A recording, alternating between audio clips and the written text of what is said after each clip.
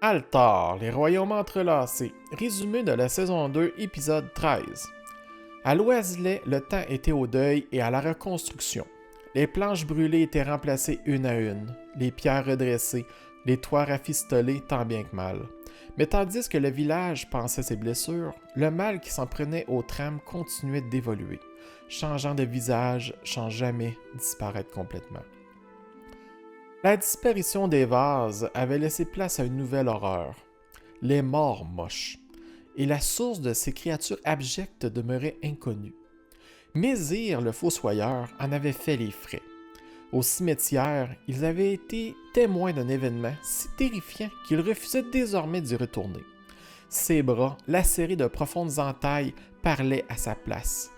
Il n'était plus que tremblement et regard fuyant, incapable de mettre des mots sur ce qu'il avait vu.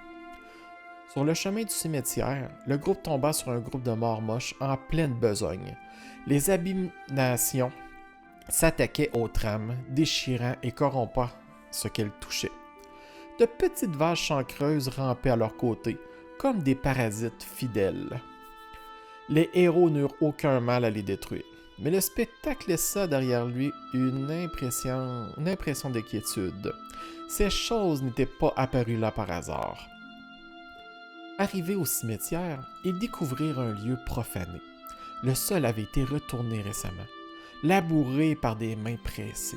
Des tombes béantes, vidées de leurs défunts, ouvraient sur des entrailles de terre noire. Tout respirait le sacrilège.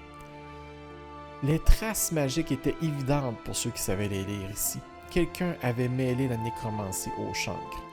Deux forces déjà redoutables, qu'un esprit téméraire ou désespéré cherchait à unir. Était-ce une erreur dans l'incantation qui avait donné naissance aux morts moches? Ou bien était-il le résultat attendu de cette union impie? Le groupe purgea les lieux des dernières vases et des morts moches qui s'y accrochaient encore, comme des tiques aux cadavres du cimetière. Lorsque le silence retomba, il n'en restait plus de traces. Dans la terre fraîchement retournée, les empreintes du praticien demeuraient visibles, nettes, ordonnées, presque méthodiques. Une piste menait quelque part, et celui qui l'avait laissé n'avait manifestement pas terminé son œuvre.